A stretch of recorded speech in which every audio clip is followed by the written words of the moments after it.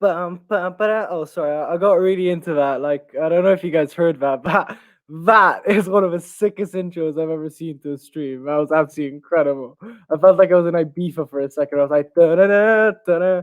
All right, anyway, let's get into the business for today. Catenaccio Podcast, Serie A show, 26th day, match day of Serie A. We are back, baby. Sorry that we're a bit late today, but we had a few technical issues. Also, there's an incredible game going on. And oh my God, there's a TV right there. There's Inter against Atalanta, 1-0 to Inter Milan, about 20 seconds to go. I think it's pretty sure what the score is going to be. We're going to be talking about that game in any minute now with our good friend Emiliano, who's going to be coming in. We already have a comment about the intro being Pog. Thank you, Vipacina. But let's get into it, guys. Oh, sorry, that's my beautiful face. Before I obviously start, we got to thank the boys from Radio Rossonera for allowing us to be here, or the guys, not the boys, from Radio Rossonera. Also, we want to say happy Women's Day to all women around the world. We appreciate you very much. And let me introduce the panel for you. As always, we have right below me Jonathan Kunze-Conti. It's our resident Lazio fan. What's up, guys? I'm not doing that great. I hope you guys are doing better. That's about it from Lazio. Yeah, and by the way, I can confirm Inter Milan just won against Atalanta, so we'll be joined by Amy any second now. Next up, we have my good friend Luca Hofmeister with his shirt collection behind. Last time we had a bit of a technical difficulty, but he was sure to entertain you guys as much as possible, as much as he could with his shirts collection. Luca?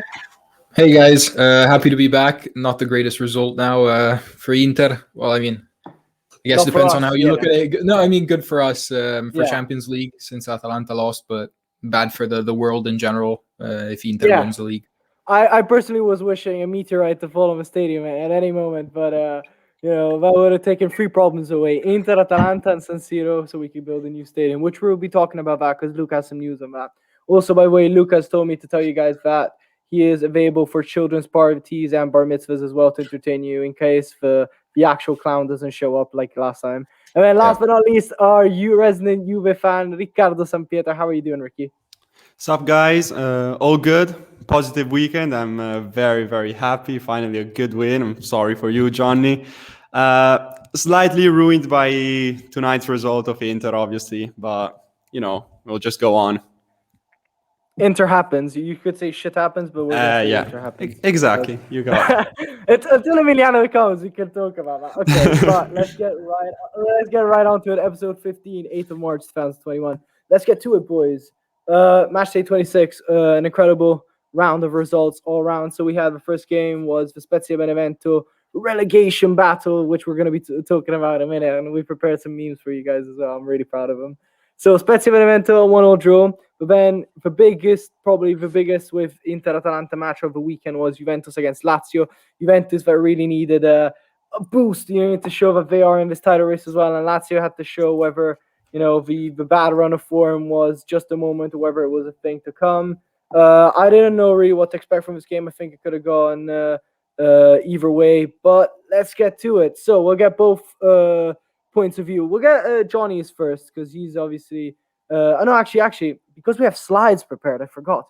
We're going to get Ricky's point of view first. So, Ricky, tell us about Juventus against Lazio. What happened? And tell us this little slide you prepared for us about Federico Chiesa.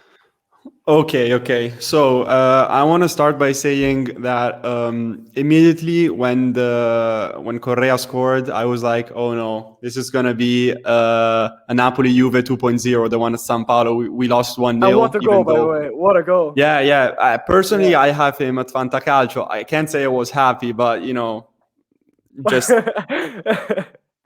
I had Lautaro when we were against the Inter, so I'd like to, you can imagine. No. In those situations, obviously, as we are Lautaro against me, yeah. Oh yeah, true. So I had Milan lose the derby 3-0, and also Lautaro score 2 goals against me. Anyway, obviously, in these situations, that's not important. But as soon as he scored, great goal. Obviously, it was from a mistake of Kulusevski. Once again, trying to build up the game and losing possession. But anyways, I was like, oh no, it's going to be Napoli, like the one we lost 1-0. But fortunately, this time we managed to have that killer instinct that I was talking about last time. And come back, great win. I was so happy. I'm just gonna tell you guys this, that on the 2-1, I shouted so loud that my mom from upstairs came down and was like, "Ricardo, you're gonna wake up all the neighbors," and I'm like, "It's gonna be okay." I mean, No, just kidding. for this.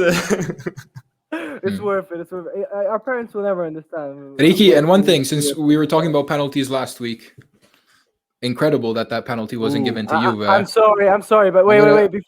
Before we continue, look at him. The champion of Italy is here. Everyone say hi to me. What's up, champ?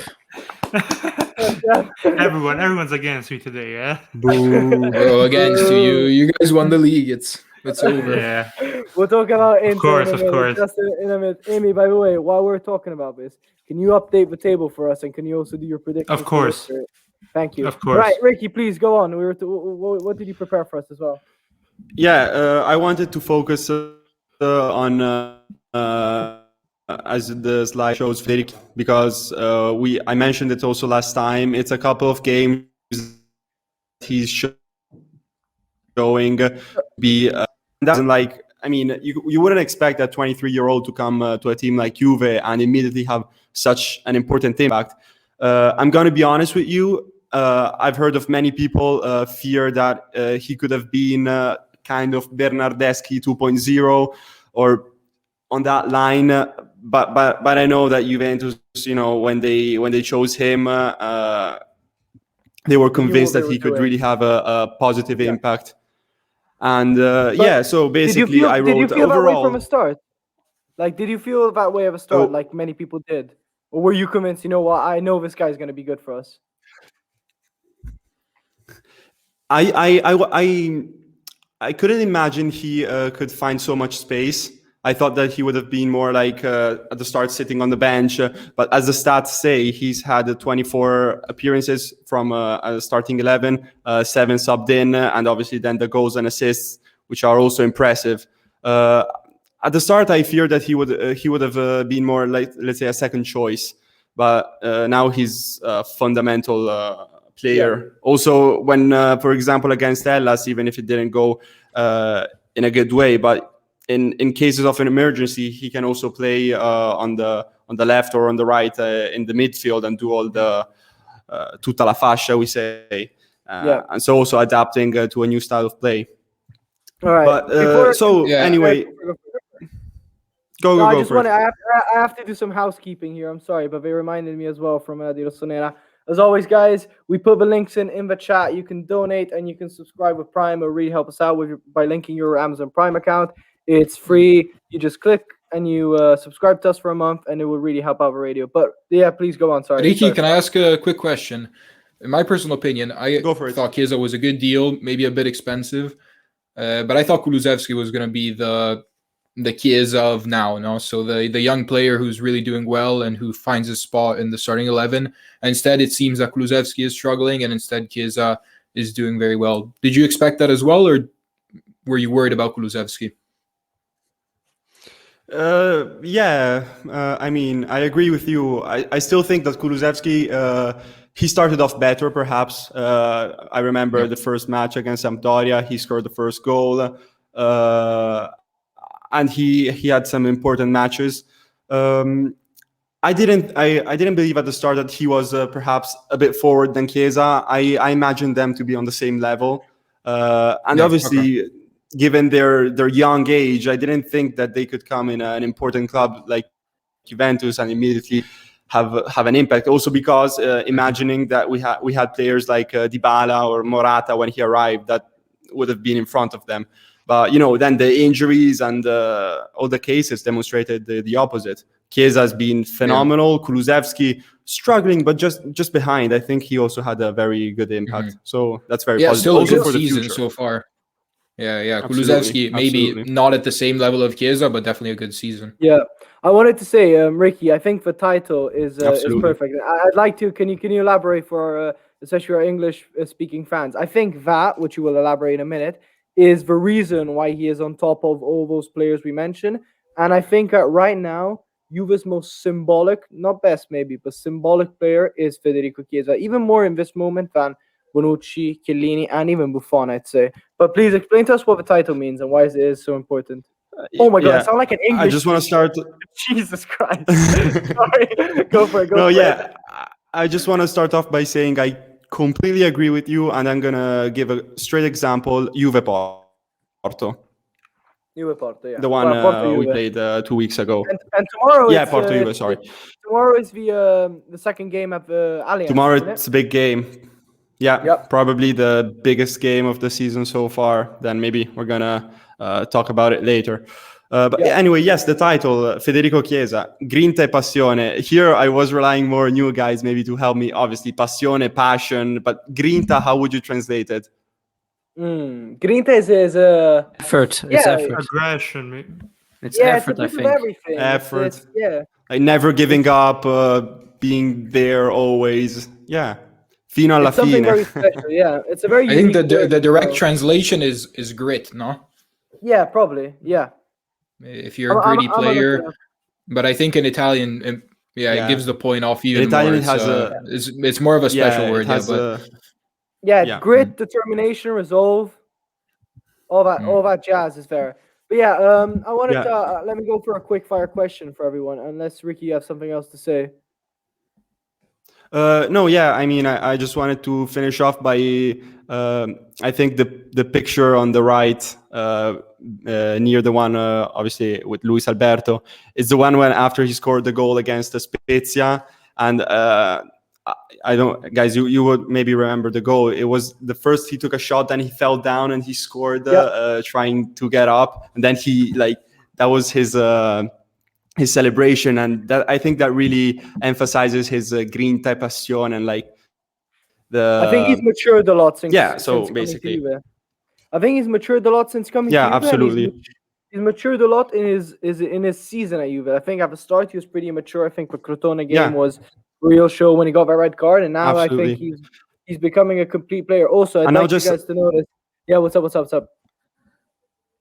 I just want to add one last thing, then I'll let you go on. Yeah, go for it. I think that he perfectly, as you just said, he's improved a lot under tactical and also I think mental and the positioning in the field and generally as a player, but also as a person with his determination, we can say. And I think that he, how can I say, he respects the Juve spirit. The Juve way. And so.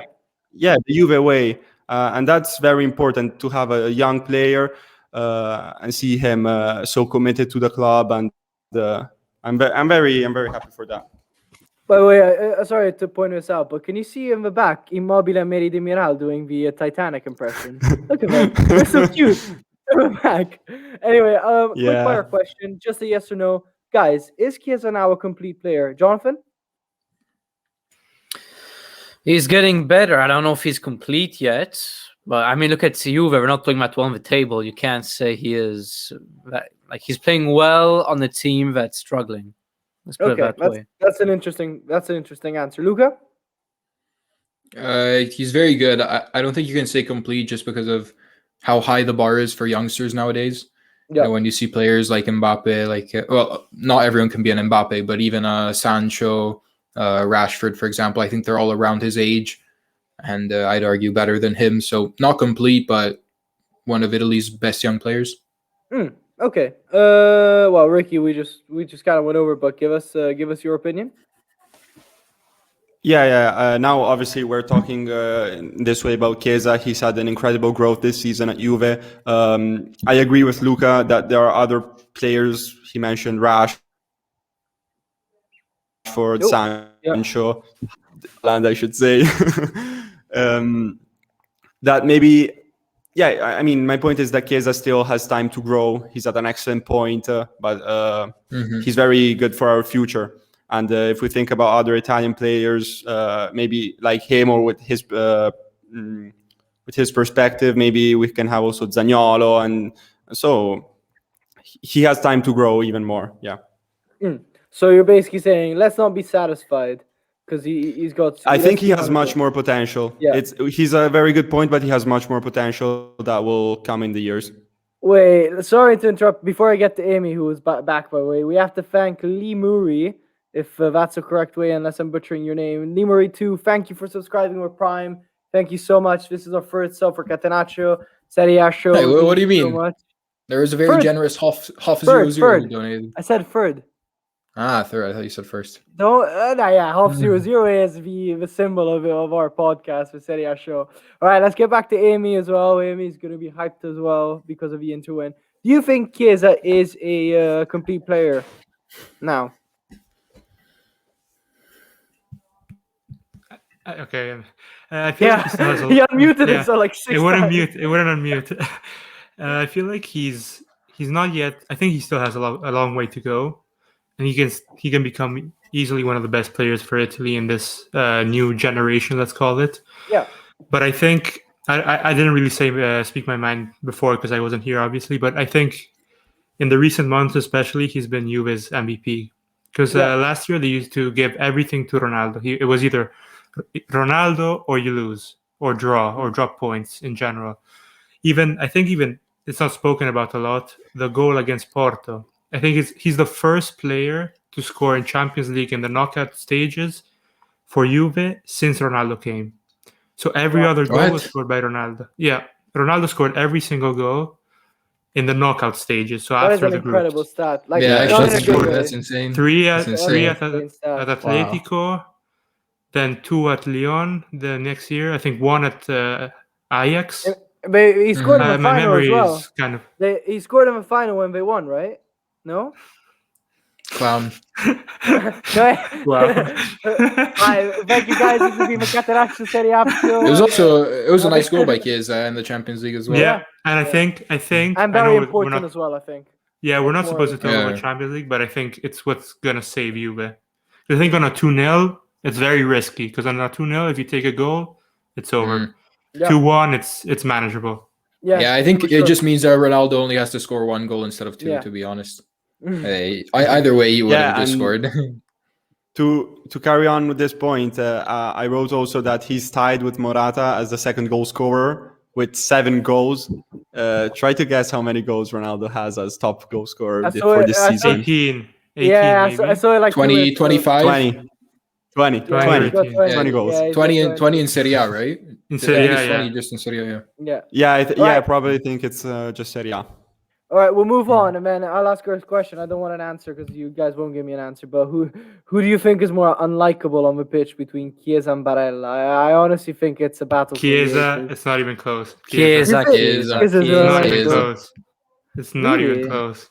Yeah. Okay. All right. In the meantime, Arda, you have like a personal hate for Barella. You always complain about Barella. Barella doesn't bother me that much, really. I really dislike. I can see how he's annoying. I think because he's really annoying, and on top of it, he's really good, and he plays for Inter. Like, if he wasn't that good, I'd be like, he's just annoying. But it's true. Like when there's a player who's really annoying, but they're terrible, it's just funny. Like Rincon. Rincon is always there annoying, but you just laugh at him. You say this guy's absolute garbage. Exactly. All right, we'll move on to the next team, which is the same game, but from another perspective. Jonathan, tell us about the Lazio perspective, and then tell us about the slide you created for us. What's up? Okay, I'm not going to talk too much about the game. I don't think there's much point about that, because here we're going to talk about Lazio's position as a whole, so as an overview. So we're 7th right now, 43 points, and we have 1 game in hand, and we're 7 points off top 4. So if we were to win our game in hand, we would be 4 points off, but I think it's still very difficult for us to come back because we're not that good this year.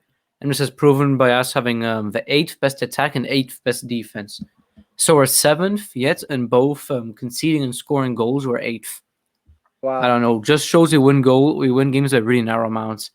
I think our goal difference is 4. It's really, really bad. 4. Yeah. And so surprising compared to how many goals you scored last season, right?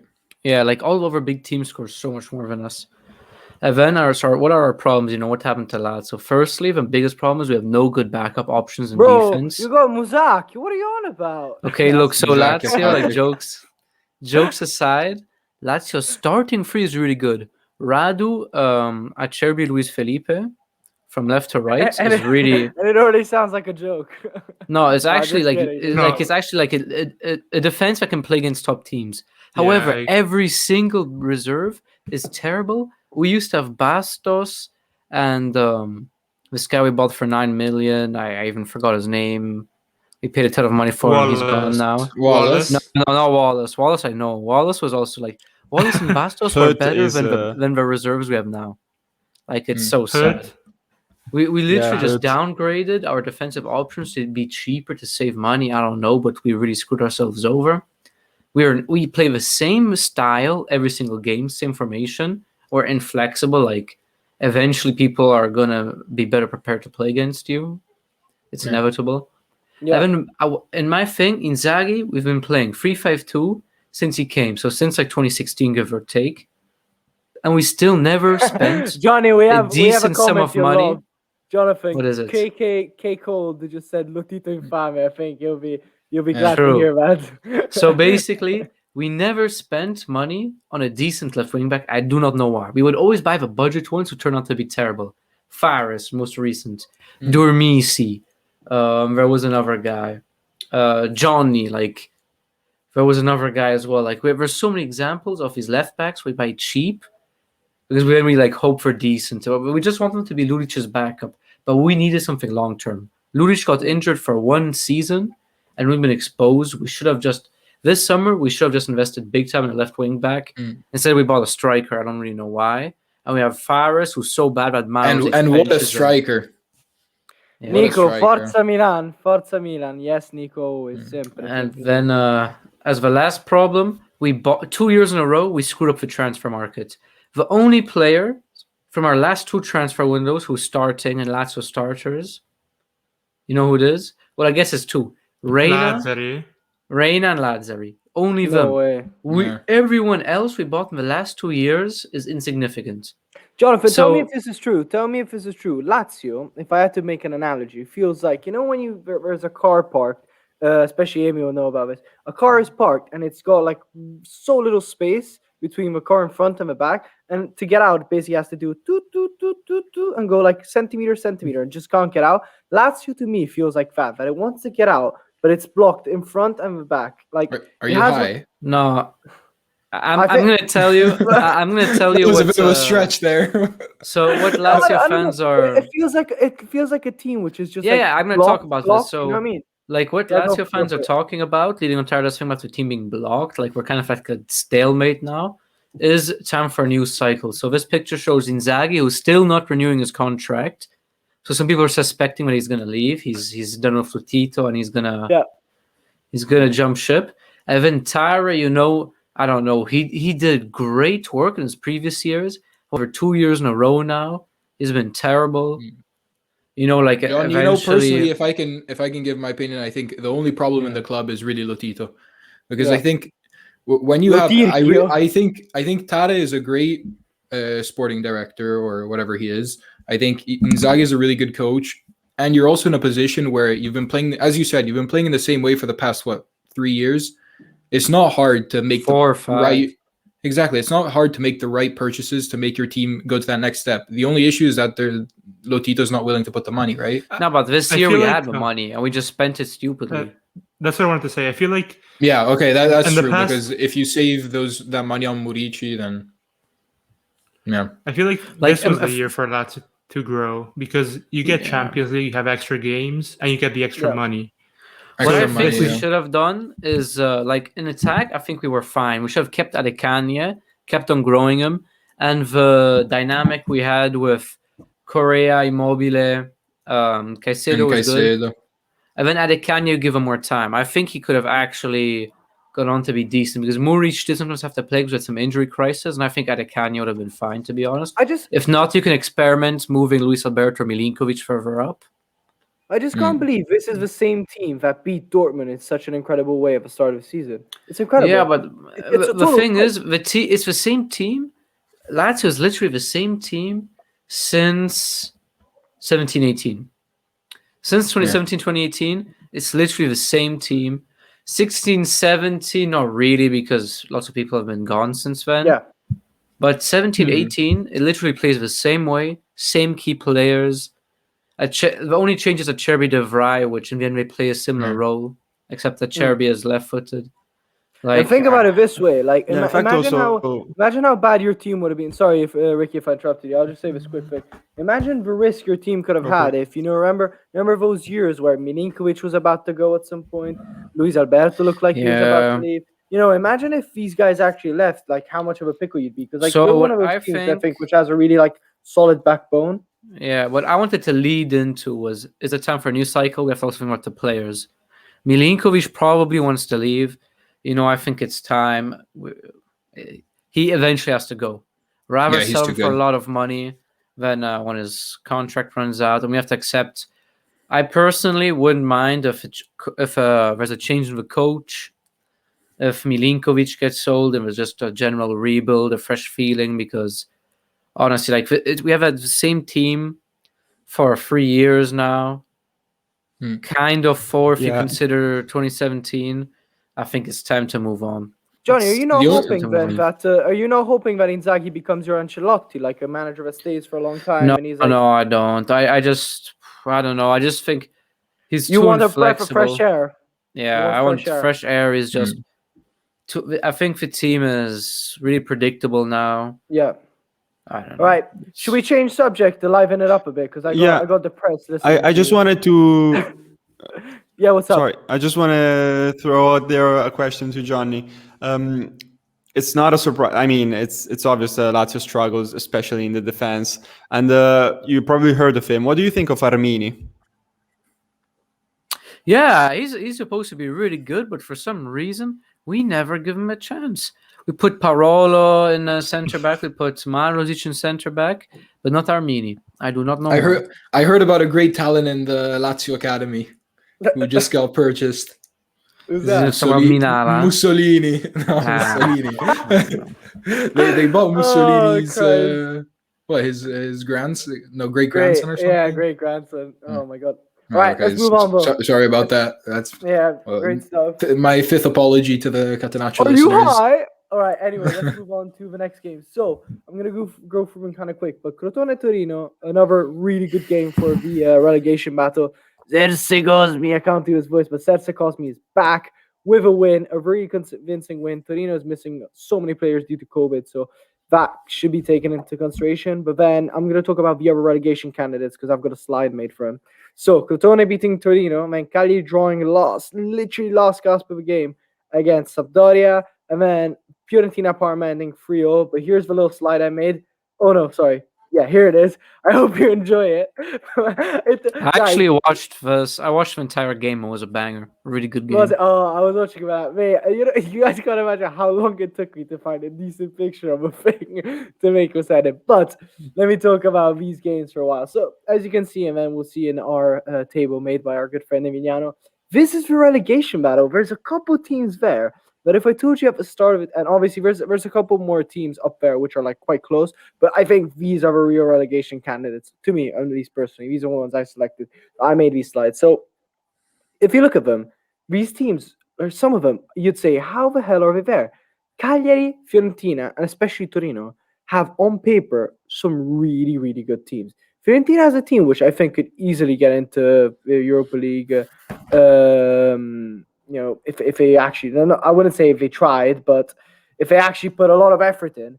And then you got Cagliari, which has an incredible team. Like we got players like Rugani, they have Godin with the experience, Cragno, who is one of the best Italian goalkeepers right now, and Italian João Pedro, which, by the way, a little side note, did you guys know that João Pedro is in Europe the highest scoring Brazilian right now?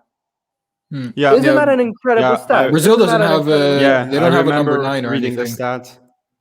Yeah, Gabriel Jesus, you can say, Bobby Firmino, but they're not scoring as much as him. Yeah, Firmino doesn't score. Firmino's benched, isn't he? Yeah, Jesus doesn't start unless Agüero's injured, and then Neymar is injured 90% of the year. Otherwise, he would be the top scorer, right? But anyway, I'll move on quickly from the relegation battle because Luis Adriano left. Obviously. Relegation battle is interesting, but not to a certain extent. We'll talk about it more when it actually gets into the nitty-gritty. But I'll tell you this, and we'll have a little roundup, a little quick fire round. Crotone's odds are 1-20 to save themselves, and now they have Serse Cosmi. Now, guys, who do you think in this moment, especially with Torino with 2 games in hand, who do you think is still getting relegated to this day? So, is there anyone that you could, someone make it interesting? Someone throw an outrageous one. Emiliano, you go first. Sorry. Just quickly, this is not very interesting, but I think Crotone is going down because simply their team is worse than everyone above them, in my opinion. But they have Cesar Cosmi. I know. He's an extra 10 points. Bro, look at how buff We're going to coach the teams, bro. Just wait and see if we're going to coach. The thing is, 3 teams need to go down no matter what, right? So where are you going to take those 3 teams from? It's Inter, Juve, Lazio. No, Inter actually, maybe if they don't start paying their players, then they'll be sent to Serie B. Oh, they're not paying their players. We can't build a stadium because of them. We'll talk about that in a minute because that's scandalous, by the way. But the stadium thing really depressed me. Anyway, so Amy, who's going down for you? Crotone? I think Torino, especially as we saw them lose against Crotone. Torino's going down. Yeah, they're really out of shape. They had so many players with COVID, and they have to play 2 extra games. I don't think a team in that and we know that position, COVID drags on for a long time as well. We've seen it. And a team in that position, I don't think they can field a different team many times. So the 2 extra games are going to make a big difference. And the third one is really a gamble because there's so many teams really close together. All right, out of the 3 teams, one player out of those 3 teams that you'd snatch like right away for Inter. Belotti. Even if you don't need him, you'd sell him again and make profit. Okay, Ricky, who is going down for you and who's saving themselves? Crotone, 100%. I'm sorry, Ale. Well, I'm gonna put as soon as I get back to Italy, the day after tomorrow, I'm putting £5 on Crotone saving themselves. I think Crotone will still go down. Then, unfortunately, I remember we discussed about this a couple of episodes ago, and I'm gonna stay on the same thought. So I'm gonna say Crotone 100%. Parma, unfortunately, because I think they just made a huge mess with sending away D'Aversa in August, calling Liverani that just not in August because he managed to save Parma and have a solid season, I guess. Get Liverani that just made Lecce go in Serie B. That then we can argue maybe he had ideas they wanted to change, but how can you get a coach that just made a team relegate? Then they sent Liverani away like 1 month before the Mercato Invernale, and so maybe there he could have asked for players to use in his ideas, and they called back it's just a messy situation, and I don't think they will find their way out. So I'm going to say Parma is the second one. No, Genoa with Ballardini. Ballardini is a I mean their coaching decisions, like how they rotate. Yeah. That's what I'm saying. Nearly scandalous. And who's your third team? And third, I'm going to still say one between Benevento or Spezia, just because I as I said last time, I think Torino and Cagliari, they're in many years in Serie A, they have more experience, and Luca said it also when we discussed about this. They're teams that you can't imagine seeing them down in Serie B. Also because I think they have overall a good squad, both Cagliari and Torino. And also because there's someone to pull some strings, I think. Luca, what's up? I fully agree with what Ricky's saying. We discussed this a couple of weeks ago. I think exactly his same reasoning. Crotone, they're too far down and the team just isn't good enough. Parma, because of what Ricky said, they made too much of a mess. And sorry, not good enough. Have you seen Unas, the Algerian Messi? Yeah, I guess Unas and CB. No, but their defense is terrible and their midfield is terrible. Yeah, 100%. No, and then simply this year, I have to say one between Spezia and Benevento, just because I think everyone's decent. It's one of those years where it's not too easy to tell who's going to get relegated. That's why I go with Spezia or Benevento, just because, statistically, the teams that come up are most likely to get relegated. Yeah. Jonathan, who do you think is going down? 3 teams, quick. Crotone, Parma, and then it's between Torino and Benevento. Torino and Benevento. Fair enough. Yeah. Okay, I've got my prediction, which is I think Parma's going down. I think Crotone, Spezia Is winning the league. guys. Andrea Fabiano said something so right. Spezia played a once in a lifetime game against us. It's incredible. Lol. Yeah, I agree with that. Like Spezia against us, I think we played really badly as well. But Spezia against us had really the game of a lifetime, and then decided to go back to being Spezia. But I'll tell you this: I personally think Crotone could save themselves. I want to believe in this romantic tale. I think I think for sure Parma's going down. And then I'll tell you this: Benevento, Fiorentina for me will be a decider. Because I am convinced there's something wrong in the Fiorentina dressing room. And honestly, if they don't get it fixed like quick enough, they could be going down. Because this weekend, if it wasn't for that last-ditch own goal, they would have lost to Parma.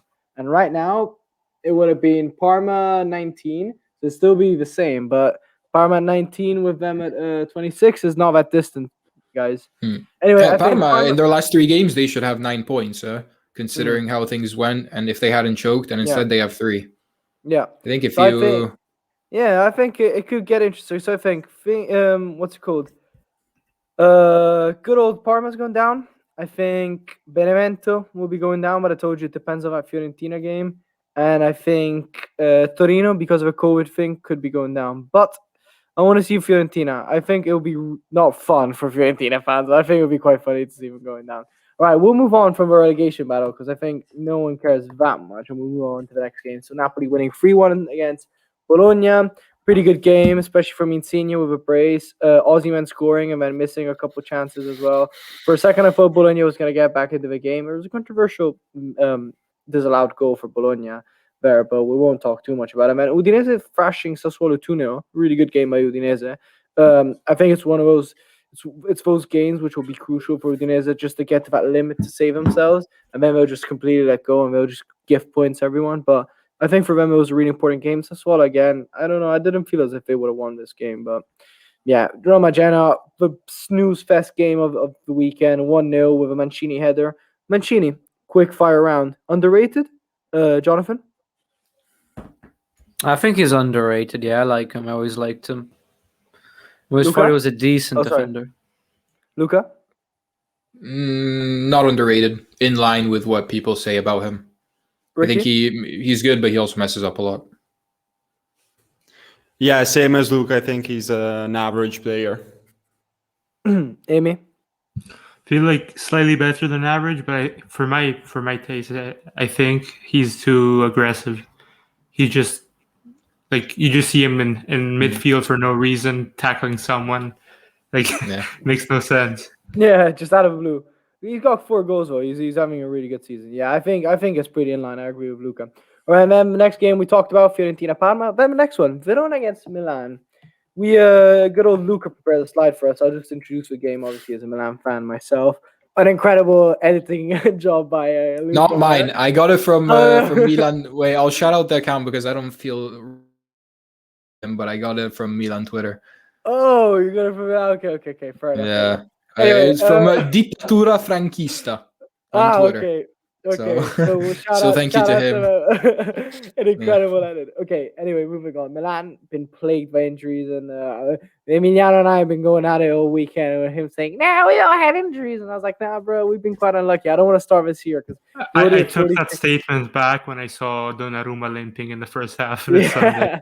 So anyway, I retract my statement. Milan having its spinal cord ripped out, so it had no players. I thought this game was there for the taking for Verona, but Milan had a really good game. Krunic scoring an incredible free kick, which I think was really important to score in the first half as well. And then Dalot with another good goal. I think if you told me the day before that Dalot and Krunic would have scored and we would have won, I would have told you you're crazy. By the way, little episode. I wrote on our group chat.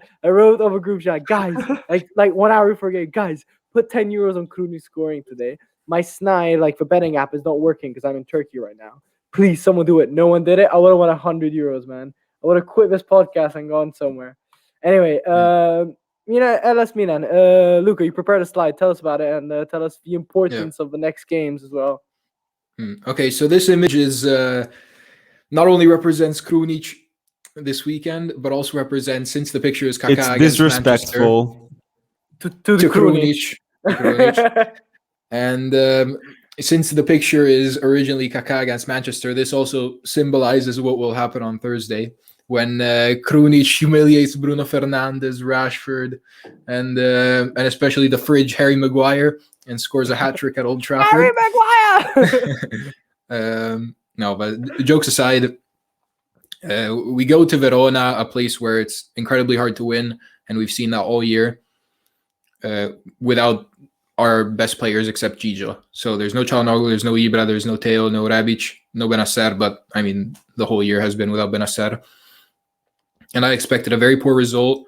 Not necessarily a loss, but I thought we were going to tie and, just struggle to score. And Krunic did what was really needed, because I don't think we would have scored easily the first goal off an open play, right?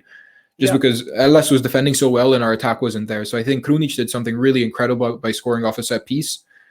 And, wonderful free kick, really beautiful. And I mean, in general, we didn't risk dropping points the whole game, except maybe towards the end, Ellis had a couple of chances. Although we don't have the slide up anymore. Yeah, I know. I'm really sorry. He was reloading, I think. Yeah, I need to reload the slide. You continue talking. I'm just going to reload the slide. Don't mind me. Because Amy updated it. Go for it. You continue talking. So great win. Krunic, great performance. Dalot, wonderful goal as well. Didn't expect that from him. He's been heavily criticized this year. And but then, as the slide shows, we're still in quite a precarious situation. We're missing a lot of our big players, and aside from the missing, we never seem to get them fully back. We get a couple games where we're playing a full starting lineup, and then 1 week later they're all injured again. We were talking about this thing with Torino. Amy was mentioning it as well. Look at Hakan Çalhanoğlu after COVID. Like he was so. He looked like he was out of breath from the first minute. So that's why I think as well it links to that thing about how COVID is really changing. Like these guys are athletes, like grade A athletes, and they have COVID. And even when they're like asymptomatic, you can really see the toll it takes on their bodies, like on the pitch. But sorry for interrupting. Go on. No, I think what you're saying is completely correct. In fact, I think you can also see that in Serie A in general, I feel like the intensity is a bit lower than usual.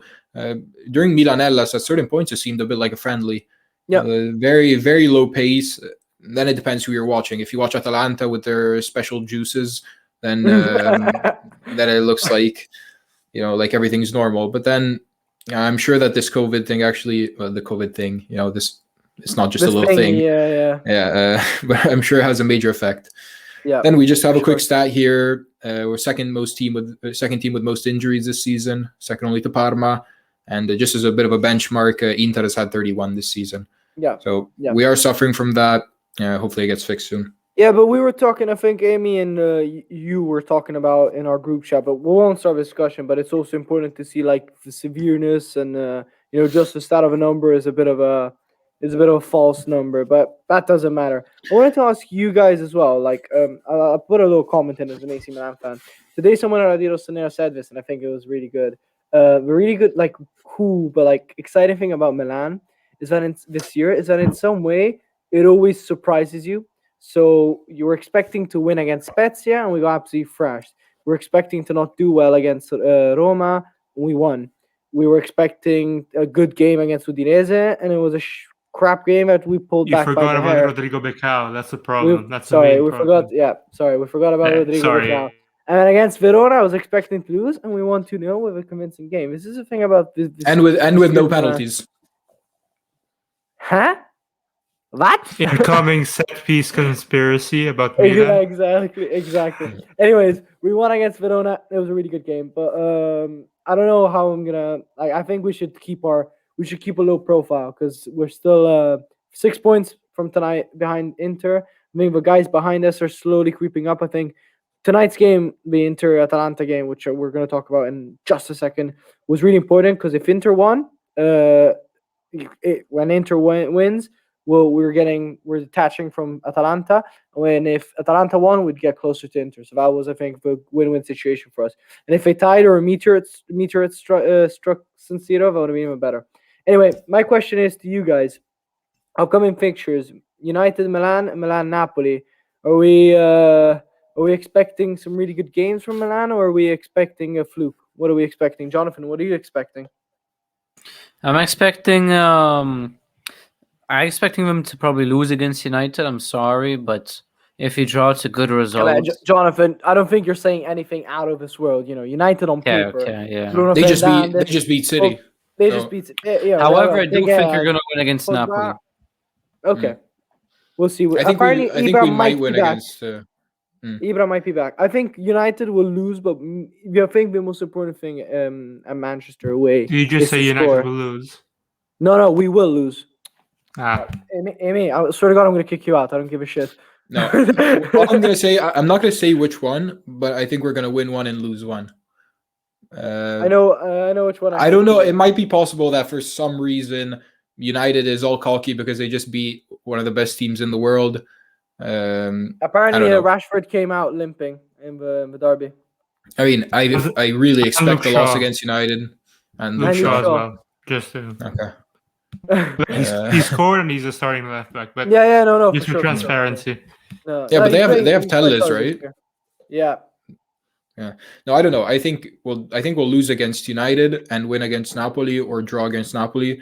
But I would be surprised if we beat United. But I don't know. I have a little bit of underlying hope there that maybe something crazy happens, but I'm not really expecting it. All right. We'll move on then to our next one. What's up? Go for it. Real quick. I wanted to really praise Milan for the LS game, first of all, because I think you really dominated the game, especially with the players you were missing, like how you were... Basically, LS didn't do anything for the whole game, more or less. And just quickly say that. And then for the United game, I think if Ibra's back, you have a really good chance. Well, United game, the first one, he's definitely not going to be there. Maybe he might be there for Napoli. Then never mind. Then Ibra will be available for the return match when we play with San Siro. Okay. Manchester, he won't, 100%. He won't be available. Okay, then I retract my statement. Okay. I just want to say about the upcoming games. I think same way as Lucas said, that you will probably win one and lose one.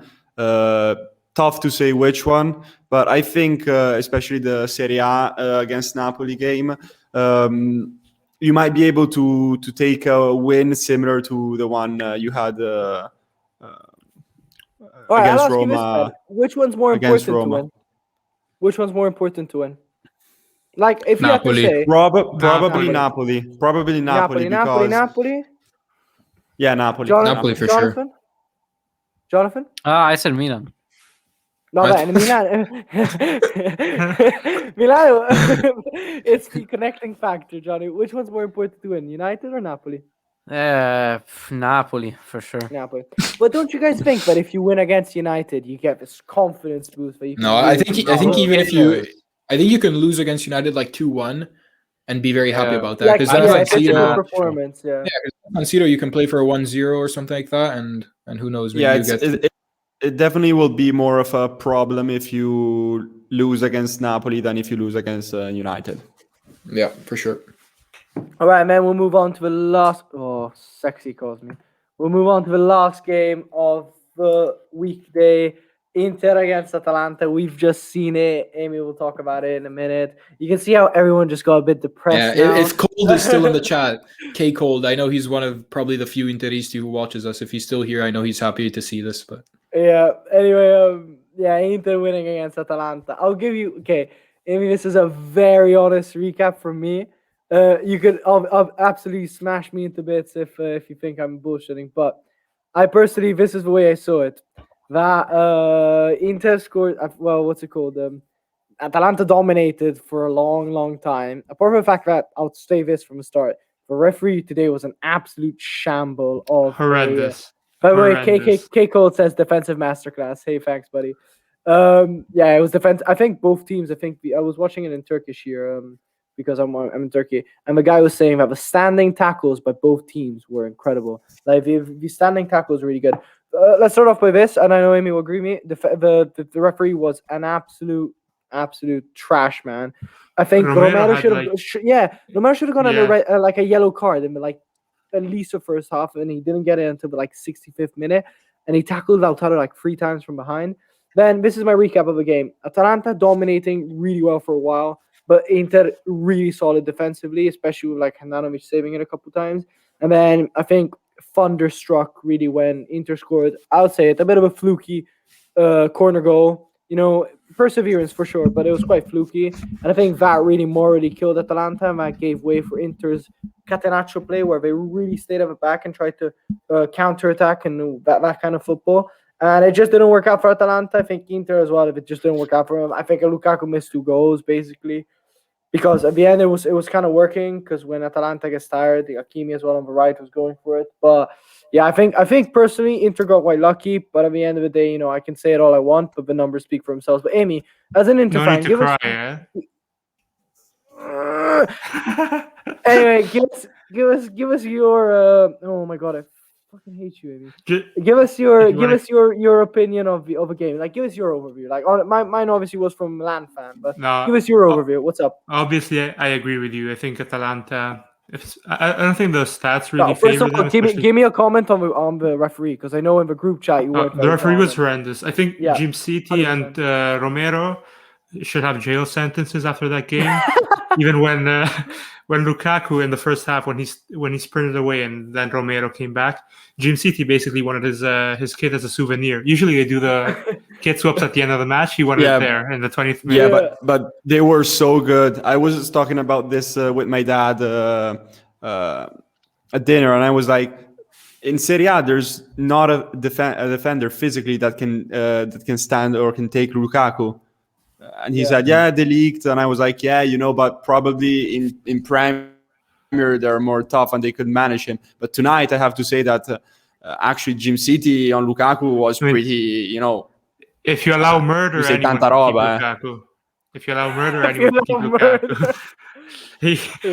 They were basically on him for the whole game. He couldn't move. I think the one time I think Romero's, I remember personally really well, but he stopped him. He got in front of him and he just went poof. He just kicked it out of the stadium. He didn't stop him. He just kicked it out. Sorry, Amy, continue with your analysis of the game. I think basically we scored our goal. I think we deserved at least 1 goal. We did the opposite of what we do usually. Usually we get into the box and miss our chances. This time we literally couldn't build up. You could see Lautaro miss 3 easy passes on counters. Same with Barella, Hakimi. Lukaku also missed a couple of passes. So we never really got into the close to Atalanta's goal. But I think we could have scored maybe 2 or 3, maybe, if we took our chances correctly. I personally think the game could have gone either way. I agree. If Atalanta won or you guys won, there was a point where I said this could go either way. I think also, guys, is it me or Ilicic came onto the pitch? He was disastrous. He doesn't. Yeah, he didn't do much. Even the game against Real. Guys. I think I don't know if it's me or if it's obvious, but when you're playing against 3 at the back, which becomes 5 at the back when it's a 3-5-2 like Inter's, I think it's obvious that you have to put 2 strikers, not like Duvan got injured. Yeah, but what I mean is it's 2 people who know how to do the striker role. Because if you got 5 at the back, you got to distract him in some way. They started the game with Duvan and who was it? Malinovsky playing an attack. It just won't work for me. I think it's quite obvious. You need 2 strikers because one of them is distracting a couple of them and the other is distracting. And when you cross it in, you got 2 headers. I just don't get the logic of not starting Ilicic or Muriel. I think Gasperini was counting a lot on the high press. And I think if you put 2 strikers, you lose a lot of that aspect where you can't run like crazy against because we're really good at building up from the back. Sorry, the moment has come again. Prime Minister of Italy is in our chat. Mario Draghi. Prime Minister, how you doing? Keiko agrees with us. He says Jimmy Romero played amazing. What's up? No, it's going to be a rare occasion. I'll be the advocate for the devil and mark your calendars because I'm going to praise Inter. But before the stream started, Arda was complaining a bit about Inter being a bit of Catenacciari. Me. And personally, something I need to say because I've said it. I always said it in football, whether it's Inter or not. I don't see why people always complain about playing Catenaccio. Everyone complained about it. Everyone complained about it when Atletico's done it for the past 5 years. I honestly don't understand. It's a valid football tactic. It works. I respect it, and especially I think you need to praise Inter because against us, against Juve, against Atalanta, 3 games They didn't concede a single goal. You know what it is? And whether Napoli it's Catenaccio, I mean. Oh, sorry, Yeah, go ahead. No, add Napoli to it. Add Napoli to it. Yeah. 4 you know games. What it is more than a Catenaccio. It's a more than a because Catenaccio is a bit too what's it called? It's a bit of it's an oversimplification. More, you know what it is? I think it's a perfect reading of the game. Because more than a That's not what you said before this. Sorry. Okay. As the host of the Catenaccio Serie A podcast show, whatever you want to call it, I think that what you just said is completely blasphemous. No, as jokes aside, I think it is like a form of Catenaccio, but it's Catenaccio, but it works. We're talking as a fan, but I think it's a studied Catenaccio. It's not when you play 11 aside in a park and you just close down them and you just shoot. No, of course. But what I'm saying mainly is that people complain about it. I don't understand that. I don't understand why people complain about Catenaccio now. Like, look at it works, right? right? Look at Keiko's comment. Exactly, it works. It just works. If it's not like everyone could. If Catenaccio was just like the cheaters' way to play, then Crotone would play Catenaccio and they'd win the title, right? Like, it's not that if you play Catenaccio you win. That's not how it works. You still need to be a good team and you need to do it in the right way. Conte knows how to play like that. Conte knows how to play, and we've seen against Milan, against Juve, against Napoli, against Atalanta, he conceded 0 goals in the last 4 games. It's incredible. It's not even about winning all the games. It's really defensive, as Cole said before. It's defensive masterclass. It really hurts me to say this, and if you guys want, make a clip and mark the calendar that all this praise for Inter, but you have to... Wait, before we continue, look at Luca. Look at him with his little pen in his hand, acting like he knows something about anything. Look at him. He's waving his little pen around. Look at him. What a clown. Okay. Anyway, sorry. Can I quickly? Oh, go ahead. I wanted you guys. Can we talk through the stats as well? Like, I'm gonna let Sampi talk a bit, and then I'll go through the slide. I wanted to say quick analysis of the match going the opposite way. I'm gonna praise Atalanta instead, because even if they lost, I think they gave the demonstration that they are an amazing team, an excellent team, and I think that in Italy probably no one plays like they do. Yeah, I mean, we're so fluid. I hate it so much. I hate so much when we see Inter defending 5-3-2 and the 10 only Lukaku stays maybe up front, 10 behind the ball, all compact. But I mean, I'm gonna be honest. Obviously, we remember in the Coppa Italia semi-finals. After a 2-1 at San Siro, the one in Turin, we played 90 minutes in that way. So I'm not being, but I'm still saying that in this match, Atalanta deserved absolutely the second half, at least 1 goal. But then obviously in football, what counts is the facts. Inter managed to win this game, as you said, Arda, before, with a goal from a corner kick that was just kind of random, and then they just went all behind the ball, and it was effective in the end. Yes. Are they first +6? Yes, but am I crying? Yes. I think this is the way that I think Atalanta title-winning teams play. Yeah, but I just wanted to say that Atalanta, on the other hand, even if I repeat they lost, and in the end Inter were more effective than Atalanta, obviously. Atalanta is demonstrated once again that they are a team, and we think players. We were talking about this before with Lazio, that they have the same team since the 2017-2018 season. Atalanta, if we think about Jim City, I remember him playing for Frosinone in Serie A that were fighting to stay up, and now he's at Atalanta. And tonight what's that? It says Skriniar scores for 1-0, Inter straight after, and it's a bus on a heat map. I mean, to be fair, I'll happily give Atalanta the good play trophy. I'll take the 3 points. Oh, yeah, I agree with that. Okay. I agree with that. I think good play is overrated. Good play is overrated. Sarri won the good play trophy. Yeah. I agree with what you're saying. I agree with what you're saying. Atalanta's a great team. Yeah. But also at the same time, Inter scores a shit goal, they win, and as I said it really quickly, I think that's how title-winning teams play. I think Juve in the past couple of seasons, maybe there were a lot of times that you said, "How did Juve win that game?" No, and you say, "How did Juve take those points away?" That's how they do it. Yeah, like Allegri said, are you intenditore di ippica? You just have the horse races. You just have to put the nose in front and you win. Il muso horto. He says that. Yeah, I mean that's true. But about how in horse races, it doesn't matter who's the fastest. In the end of the day, it doesn't matter by how much you win. It's the first horse's nose that gets there that wins. Yeah, and probably basically Inter this year, they're the team that they're having that let's say killer instinct that Juve is missing. We talked about last time, and they're being more effective, efficient, and they're winning games this way. Still, Atalanta is, I think it's a model, and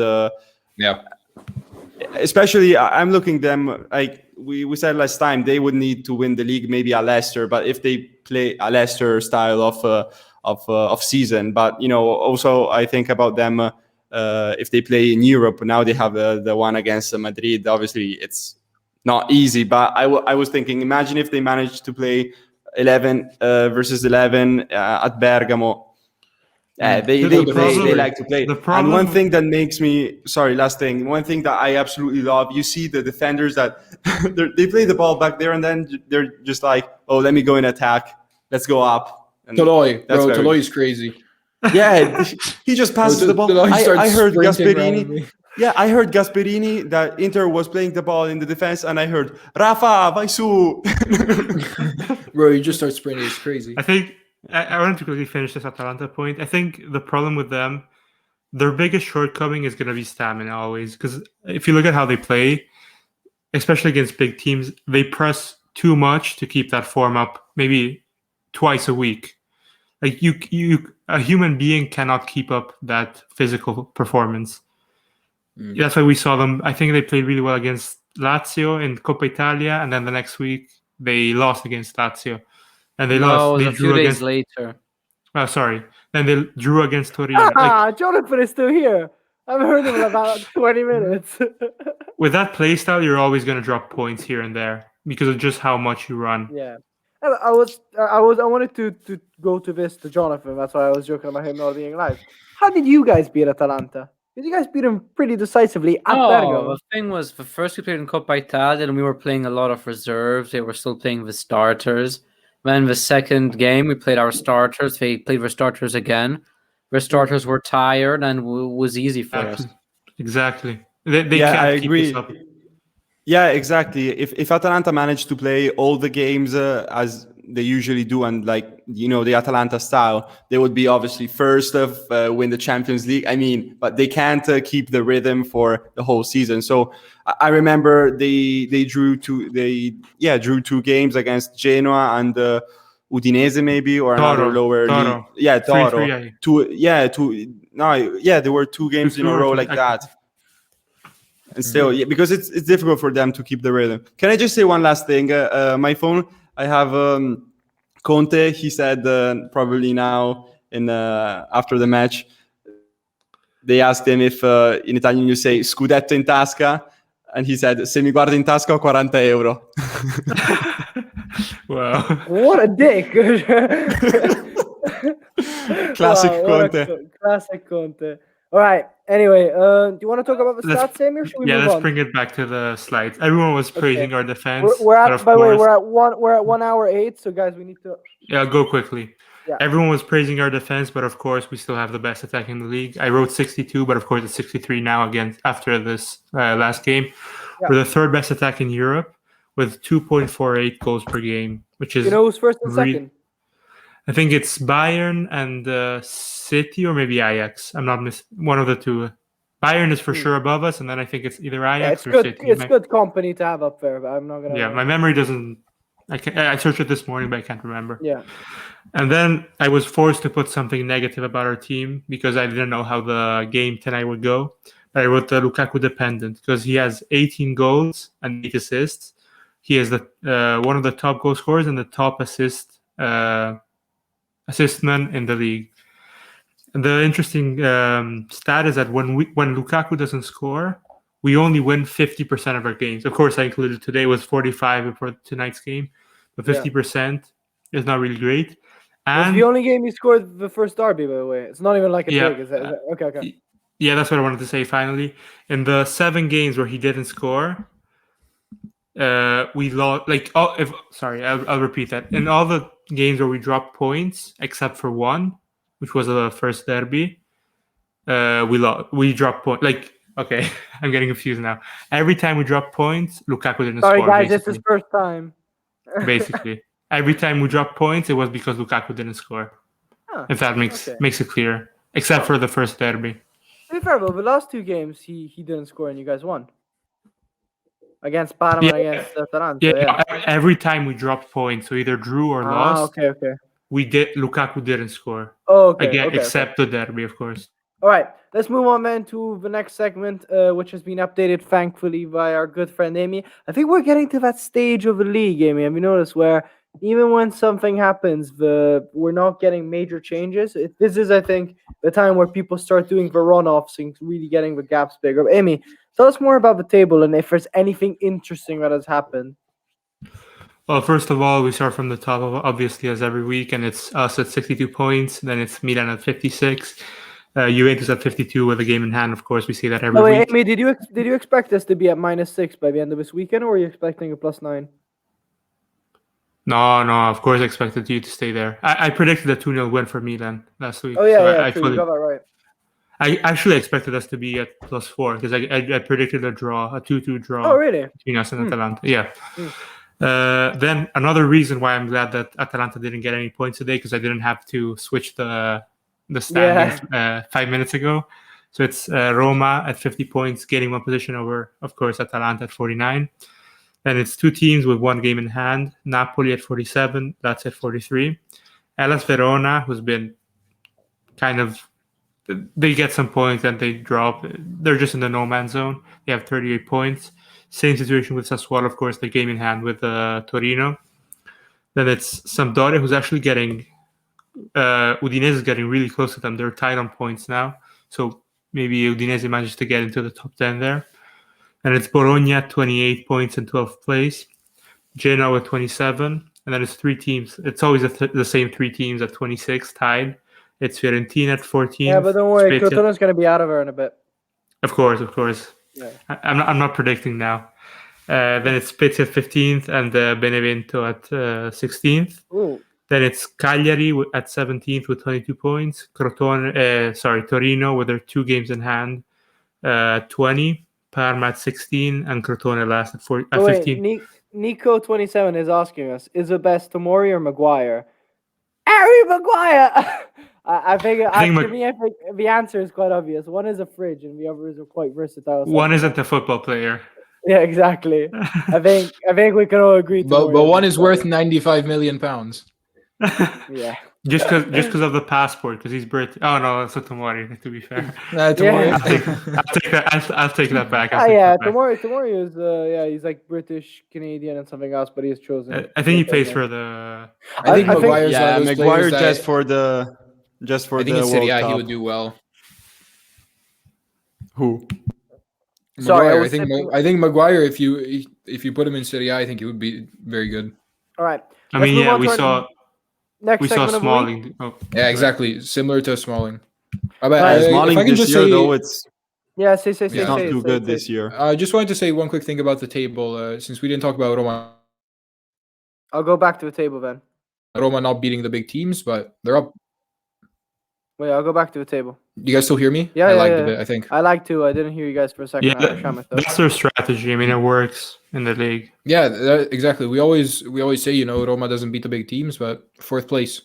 And I didn't want to make too big of a discussion out of this. Just wanted to say that, we'll see at the end of the season if this is actually a viable strategy. Lose against all the big teams, never slip up against the small ones. And I feel like in the long run it's gonna, because you drop way too many points against your competitors. I agree with you. Especially because for Roma, the competitors it could set a precedent. But it's not like Roma, if you just lose against the top 3 teams, that's one thing. But Roma loses against the top 7. Yeah, the top 7 all the time. 6 with them. Yeah, then it's too many points. But yeah, just wanted to make a quick note of that. And they win last second against Fiorentina. Yeah. All right, let's get to our next segment. As always, guys, we're going to be going through the team of the week built by us and obviously you guys from the audience. So please do send us in your suggestions. But first off, go keeper. Anybody got anyone in mind? I personally would say Andanovic after seeing today's game. Andanovic, bro. You see, He had one save.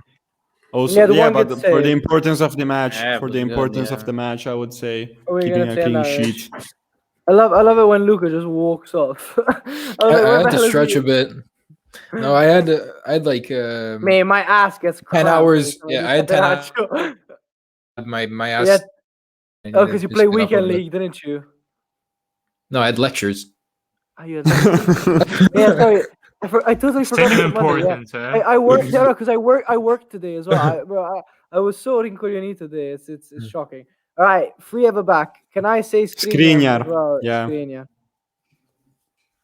I think Bastoni had his best game with us. So maybe he deserves it more over Skriniar, but whatever you prefer. I don't know. I think Skriniar was For the so goal. solid in the. Not just Yeah, that. I fair think he was so solid with Mancini. Mancini winning header. He's got to be there. Gianluchino. I think Berezinski. Did you see that goal from Berezinski against Cagliari? What an incredible strike he scored. I think he has to be there as well. I saw I'll it say live. yes, just because I want to see you spell it. That game was so weird because Oh, puto! easy. Can I say Like two players who still didn't score that season scored two absolute bangers: Berezinski and Gabbiadini. Weird game. Can I say? Yeah, Gabbiadini. Yeah, what's up? Can I just say that I also think we should even mention the defenders of Atalanta, Romero and Jim City. They lost, but in the end, Lukaku and Lautaro, they didn't do anything. I mean, the goal was from a corner kick and confusion. So they basically had a very good game, especially Jim City. Yeah, Ricky, and also one we talked about, I think, a while ago, that you said was kind of growing in performances, Martinez Quarta. He actually scored this weekend. I wouldn't put him up there, but I think we talked about him saying that he started off very badly, but now he's building up his performances. I know Fiorentina fans are starting to. It's one of a few players that they would save right now from their season. Yeah, and it's also interesting because he's coming from and so all these players that come, they maybe struggle at the start, but then they can reveal to be very important for the team. One thing I really notice is that it actually, like, it's always a joke that in Argentina they kill each other on the pitch. But seriously, when you look at them, it takes them a while to adapt to the standards. Also, I remember Nandes when he came to Cagliari. Nandes, for the first 10 games, he always had a yellow card. And, they need to just realize that in Serie A, you can't snap people's legs 4 times a game and get away with it. So I think Martinez Quarta is check the StreamYard chat, the private one. I sent you a message. I want to know the answer to. I think center mids, guys. Nico says this as well here. Yeah, best of the center mids. Kessie has become an incredible player. I think he is the most crucial player Milan has right now. He used to be the pillar. He is the pillar. He's so good. And I think someone said at Radio Stanel today, if Kessie played for Southampton, he'd be both like Liverpool or something for like 80 million at the end of the season. He's so good. Yeah, if he was in Premier, Yeah. All right. Who else should we put in the middle of the pitch, guys? Is there anyone you'd like to say? I wanted to say Krunic for my sake, but he only had a good goal. Like I think Nainggolan, first goal with Cagliari. More than Nainggolan. Let's go first with someone like win. Zielinski. I think Zielinski should be. Zielinski. Sure. Zielinski. We've talked about him. We've talked about him and the first one with the colpo di tacco. In our bench cell start segment, one day we'll make something with Zielinski included as well, because I think people don't talk about him enough. The player really deserves some more recognition. And then I think Chiesa has to be there, no doubt about it. Kazinovic. Okay, last midfielder. Is there anyone you guys have in mind that maybe went on the radar? I would say Kuchka for Mandragora scored for Parma. maybe. Mandragora scored, but his performance was good. But in the end, Torino lost. I'd say Kuchka because he's a true leader of Parma. Apart from that, is there anyone else? I would say maybe one from Udinese, either Pereira or De Paul, just because they're I'd put Pereira. They got a very important win, and they're always there. They're always the two most important players for Udinese. All right, now Can I just special what's mention real quick to Danilo for Juve, because he was adapted this against Lazio to kind of take Bentancur's place, because he has COVID and we don't have someone that comes there to build play. And so Danilo was used basically in every position this year, and I think he always showed up. So very good player with experience. Oh wait, I think we're gonna make it a meme, but I think Ricky San Pietro is so polite. It's incredible. He goes, "Can I just fucking butt in?" No, just kidding. He's too nice. Ok, mo sta zitto. All right, let's get to the front three, guys. Simi has to be there because under Cesar Cosmi is going to be Morata and Insigne. Insigne. It's Simi, Morata, Insigne. It's literally bro, Morata. Yeah. Insigne on the right, that's triggering me. Guys. How's he gonna finish? If Insigne is on the right, how do Utiragir? Come on. Also, the only reason I don't want to put Insigne is because did you see him celebrate by dabbing? Yeah, bro. In 2016. Take him off. Get that son of a bitch off the field, as Donald Trump would say. Anyways, pretty solid. Guys, I think we got a pretty solid team here. Apart from Berezinski, it's not too bad. Special mention in the midfield for the goal, Rabiot. We didn't talk about him, but the goal was incredible. I didn't expect it to go in. Yeah, I didn't even know it went in. I thought it was Esterno della Rete, and I was like, cross it in the middle. Then when I realized, guys, Rabiot has potential. I think he's got so much potential. He's had potential for 15 years. No, but he's one of those players. He's faster than what it seems like. I think he's got good feet. Like he's got good passing. How old is he? He's 26, I think. He's not like, I don't think he's going to become a top, but I think he could become quite solid. I think he just needs to get into it. I think his feet aren't great. Like, they're not amazing. I think his main problem is consistency. If he managed to fix that, he can become more important for us. I don't think a top player, but a good player, a solid player. All right, should we move on? Because we are at 1 hour 21, and we obviously don't want to go too far forward. So we'll get on to our next segment, as always, guys. I think because of time and because next week we have a guest, we're going to skip, guys. I'm really sorry, but we might have to skip the bench sell one because we had such good games this weekend that we couldn't not like go short. But next week we'll do it with our first guest, by the way, guys. We're going to have the guys from Milan Weekly Podcast. Next week, we're going to have Vince.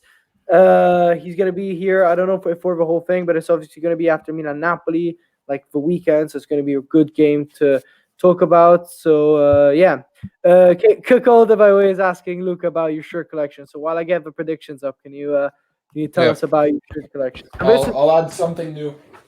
Don't show it. Just go through. Yeah, sorry. Well, our segment today was going to be start, sell, bench with fullbacks, and the three players were Gozens, Theo Hernandez, and Hakimi. And we were going to discuss who we would start, who we would bench. Guys. Today I have two blue jerseys to show you guys. All right, be quick, because the people on StreamYard, on Spreaker, don't know what you're on about. We have a nice Richarlison jersey. And then second one, arguably the best player of all time. Arguably. Hofmeister. I think I might have that kid as well, actually. Okay, we'll move on. We'll move on because this is ridiculous. All right, we'll move on. Each week, Luca, you're on the show. Okay, each week our hosts and viewers will be invited to predict the coming week's Serie A results. Predictions will be recorded and points will be assigned based on accuracy. How it works very quickly is that we put 3 points if you get the exact result. You get 1 point if you get a winner, and the winning team not getting anything right just gets you 0 points. Luca, please go very quickly through these predictions from last week about what happened. Okay, so first of all, I just wanted to give a massive round of applause to the best prediction expert on the podcast, which is myself, setting a new record. 14. Can I leave? 14 points for the week. That's a record. Previously, the record was 13. So this is just an incredible performance from an incredible man. Dab. And dab. No, I'm not gonna dab. And and yeah, do it for the clickbait. I was the only one to get Spezia Benevento. Johnny was the only one to guess Udinese winning. Juve Lazio, everyone gets the Juve win. Arda and I guessed the perfect score. Everyone guesses a Roma win. No one guesses a Crotone win. Ricky and I guessed the Fiorentina tie. Amy guesses Milan's win perfectly. I would guess the Milan win. And then I get the perfect score for Samp Cagliari. Yeah. What was my prediction for that one? Just say it. 2-1. Okay. Hey, mate, at the end of the day, it's wrong. Yeah, End bro. of the day. And then Napoli-Bologna, we all guessed the Napoli win with Amy getting a perfect score.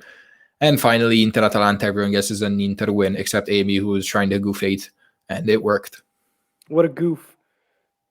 So standings, I'm first 118, second Johnny 105, third Amy 92, fourth Ricky 89, and Arda, as usual, at the back. Azampi, I'm coming for you. I'm slowly. No, I had a bad round because I last time I had to make them all in a rush, so I said it, but Yeah. All right, I'll get on to the newest predictions for next week, game week 27. So we got Lazio against Crotone. We all predict an easy Lazio win. I predict 2 goals by Crotone because Serse Cosmi's team never dies. Both Amy and Sampi and Luca predict no goals by Crotone, and Jonathan predicts a 2-1. Then we got Atalanta against Spezia, so Atalanta will be wanting to come back with a win. Everyone predicts an Atalanta win. Amy and I predict a 3-1. And whilst Luca, Sampi, and Johnny all predict a 3-0 and a 2-0 draw. And then Sassuolo against Verona could be a very interesting game because Sassuolo lost and Verona lost as well. 2 teams that sometimes play some really good football. It could be an interesting one. So it's Brad. Hi to you, buddy. How you doing, man? Welcome to the Serie A show, Catenaccio Podcast. All right, so moving on, we predicted that. Hope the stream is going well. Brett is going amazing. Thank you for joining us today. If you want to leave us a comment below about some of your predictions for next week, do show by. It's Brett, buddy. I love this guy. If you do send us a message, we do have guests on every once in a while. If you do want to come on as a guest and we want to talk about Serie A, it would be an absolute pleasure. So send us a DM at Radio Rossonera, just like the message, like the name there on our Instagram, and we'll text you back. All right, buddy? All right, moving on. We all predicted for Las Verona. Sorry, we not all, but Luca predicted a draw. Sampi and Johnny predicted the Hellas Verona win. So did Amy. Amy predicted, a draw as well. I predicted the Sassuolo win, surprisingly.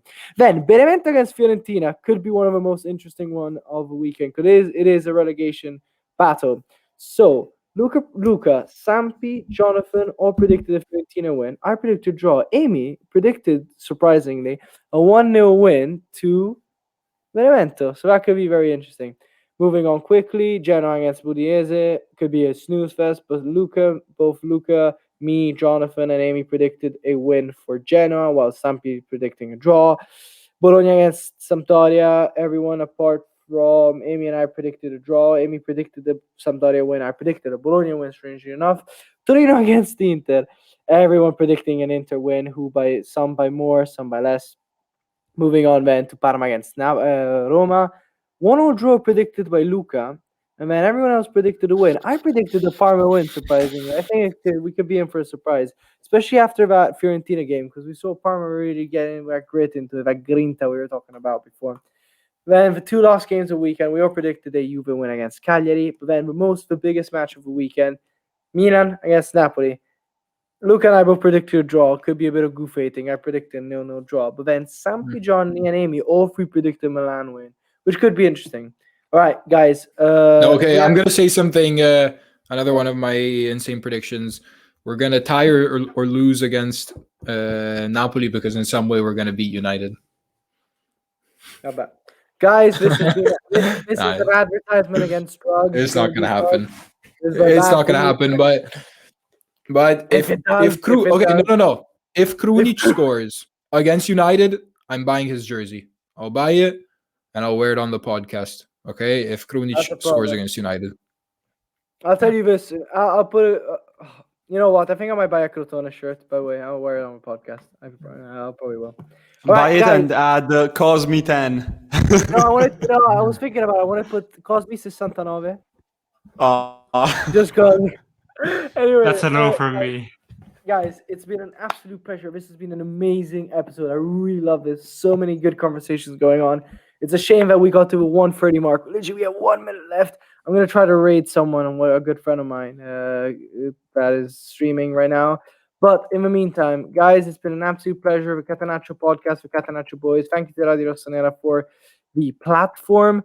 Thank you guys, you absolute beasts. I love these guys from the Catenaccio team for being here as always. Next week, I think, because we're gonna have a guest, one of them will be missing. I don't know who.